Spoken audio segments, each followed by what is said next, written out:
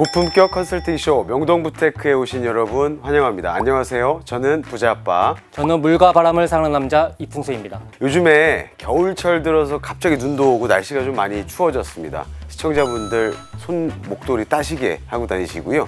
풍수님도 저기 따시게 하고 다니시죠? 그러게요. 이풍설로 좀 바꿔야 될 것 같아요. 갑자기 눈이 내려갖고. 예, 풍수님도 이제 제가 봤을 때 명매 끝났습니다. 눈이 오기 때문에.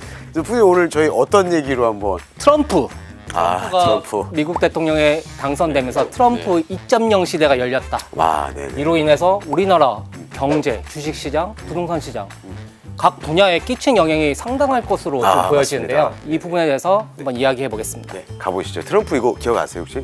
이거 가서 어떻게 한 거야? 이렇게 맨날 했던 거 있어요. 아, 그렇게 한번 시작해 볼까요? 네. 네. 지금 CG 처리 한번 부탁드리겠습니다. 예.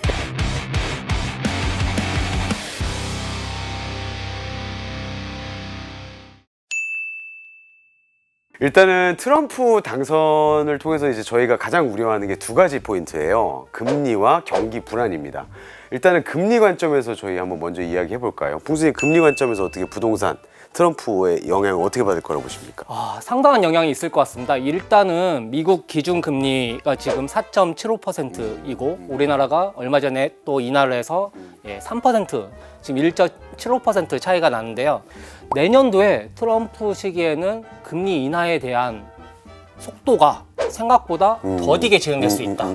경기가 좋아지고 그리고 고용도 괜찮아지고 자국 우선주의에 의해서 인플레이션도 더 이제 심화될 경우에 금리를 더 못 내리고 지금 고금리 상태를 계속 유지할 수 있다. 그럼 우리나라도 그 고금리를 계속 유지할 수밖에 없거든요. 환율 문제도 영향이 있기 때문에 그 격차를 더 벌릴 수가 없습니다. 결국 부동산은 금리의 영향을 지대하게 받기 때문에 금리를 더 지금보다 못 낮춘다면은 회복 속도가 상당히 늦어질 가능성이 매우 높습니다. 트럼프가 내세우고 있는 주요 정책을 한번 살펴보면요. 모기지 금리 인하를 굉장히 강조를 하고 있습니다. 모기지 금리 인하라고 하면 결국에는 금리를 낮추라는 거거든요. 금리를 낮추려고 하는 압박이 강해지면 시장 금리도 낮아지고요. 시장 금리가 낮아지면 대출 금리도 또 낮아질 수 있는 거거든요. 그래서 지금 현재는 그럴 것 같다라는 거에 대한 우려로 인해서 시장 금리가 상승을 하고 있지만 막상 트럼프가 집권을 시작하고 난 이후에 개시됐을 때 뭐 예를 들어서 옛날 2017년에 기자회견처럼 뭐 막상 재정 확대나 이런 발언이 없다.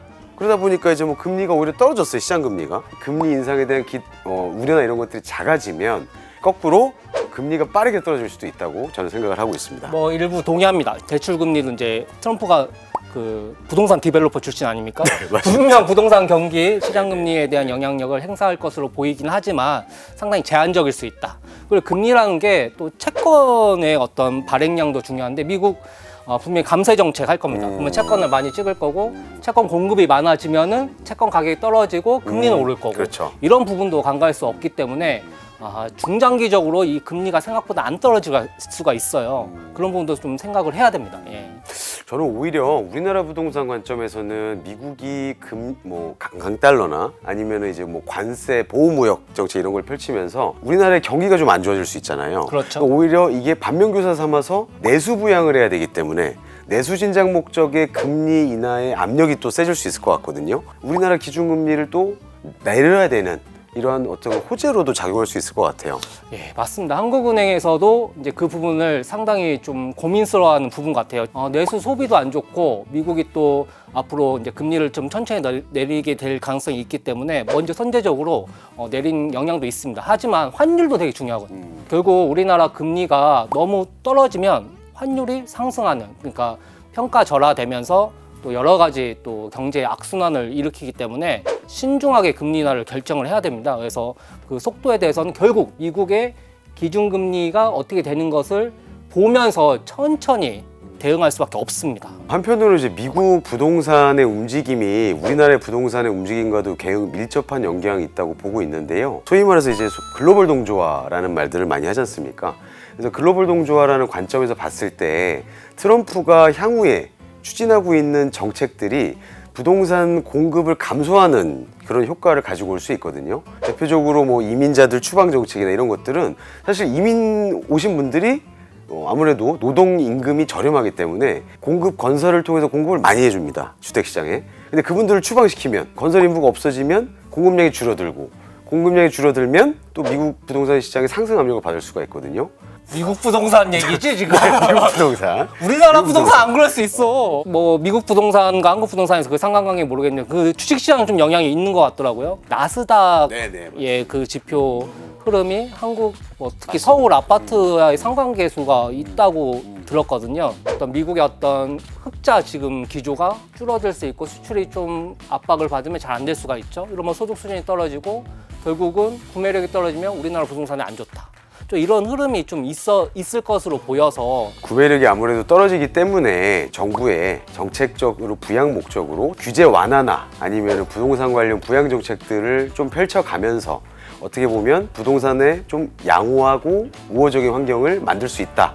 이렇게 생각을 좀 하고 있습니다. 예를 들어서 이제 건설 경기가 이제 안 좋아지잖아요. 그래서 이제 좀 규제 완화를 좀 하면서 건설 경기가 활성화되고 뭐 미분양이라든 이런 거에 대해 세제 혜택을 준다든지 하면서 소비자들이 좀 접근할 수 있는 가격 수준도 이제 많이 싸지고 이러면 좀 뭐 부동산 거래도 활성화될 것으로 좀 보여지지만 안 좋을 때 진짜 더 안 좋아지는 걸 막기 위해서 하는 궁여지책일 수 있다. 저는 그런 생각이 들거든요. 전반적으로는 그 흐름 자체는 내년도 상반기 이상 1년 내내 좀 다운스트림으로 갈 가능성도 우리가 좀 생각을 해보자.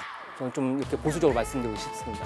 그래서 오늘 여기 트럼프 집권 시대에 부동산의 영향, 그 부동산의 방향은 어떻게 될까에 대해서 한번 말씀 나눠봤고요. 짧게 부동수님이 정리 한번 해주시고 저도 정리 한번 하면서 멘트 하겠습니다. 트럼프 2.0. 저는 트럼프 시기에 가장 중요시하는 부분은 변동성입니다.